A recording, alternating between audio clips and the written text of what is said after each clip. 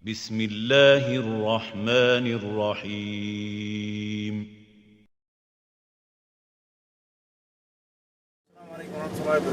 Welcome, all hadith disciples, YouTubers and viewers upon the Sunnah to another episode of 5 Minutes of Faithless. Bismillah, alhamdulillah, salatu wassalam ala rasulillah. It's well known to all from the most important and the greatest of the wisdoms of fasting being legislated, specifically in the month of Ramadan, is for us to obtain a taqwa, consciousness of Allah subhanahu wa ta'ala, piety, having fear of God, many different ways of rendering this term in the English language, as is clearly stated in Allah's glorious book. However, there's another very important wisdom of the month of Ramadan being made obligatory upon every single willing or capable Muslim. And we can extract this from the hadith of Anas ibn Malik radiallahu anhu, that the two sheikhs, Al-Bukhari and Muslim, have collected in their Kitab al-Iman, their book of Iman, the well-known tradition that says, لا يؤمن أحدكم حتى يحب لأخيه ما يحب لنفسه وفي رواية من الخير. Hadith says, you cannot have Iman until you love for your brother that which you love for yourself. There's another version of this hadith that says, until you love for yourself or you love for your brother the good that you like for yourself, the good that you want for your own self. And there's several ways of translating this hadith. Some people say you won't have a perfect Iman. Some people say you won't have no Iman whatsoever. We say, as Shaykh al-Islam ibn Taymiyyah rahimahullah has expounded upon in several places, that whenever Iman is negated, whenever the word Iman is negated, La imana, La yu'minu, La yu'minu, they don't believe, he doesn't believe, he or she has no Iman, then it is only negated for something that is wajib, something that is obligatory to perform. And it is never negated for something that's extra, subrogatory. So when the Prophet ﷺ says, La yu'minu ahadukum, none of you believe, then that proves that that thing is obligatory and mandatory in the deen. The Prophet ﷺ, he says, none of you has Iman until he loves for his brother what he loves for himself.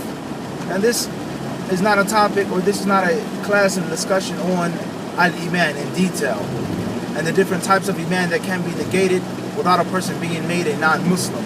Because there are two types of obligatory Iman. There are two types of obligatory perfection of one's Iman. That's a discussion in itself. What's important here is that it's obligatory to love for your brother what you love for yourself. So from the wisdoms of fasting, is for you to have compassion, sympathy, and for you to be able to relate to your brothers and sisters who are less fortunate. Those who don't have the affluency or fluidity of wealth that you may have, that Allah subhanahu wa ta'ala may have given you and blessed you with. Now you're going to see what it feels like to be thirsty, to be hungry. Those of our brothers and sisters who aren't married, they can't get married for one reason or another. What it feels like for them to be alone, lonely by themselves, to have to fight and battle with their sexual desires on a daily basis. Now you have to feel that for a certain amount of hours out of the day. So Allah subhanahu wa ta'ala, from the wisdoms that he sent down, fasting and made it obligatory, is for us to be merciful to our brothers and sisters, for us to be compassionate, and for us to feel sorry for them. But that's just not enough to have the emotions of the heart. Now those emotions of the heart must be translated into physical actions and deeds.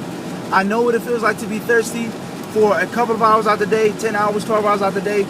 It's 110 degrees right now in Saudi Arabia, 115 degrees, scorching hot. I'm thirsty, my mouth is trapped, so on and so forth. So what about those who are thirsty in Shawwal? What about those who don't have ice cold spring water all of the time? What about those who have to go out and beg and sit by the door of the masjid to get their next meal? What about those who have to share a meal of one person with their 4 children? Split half a chicken and rice with 4 other children.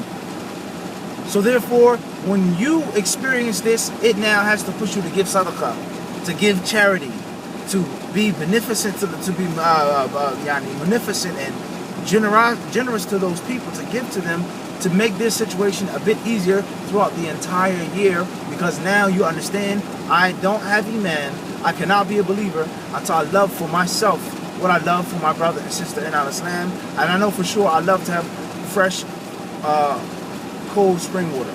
I love to have food in my refrigerator, so on and so forth. Till the next episode of 5 Minutes of Faithless. Alhamdulillahi Rabbil Alameen.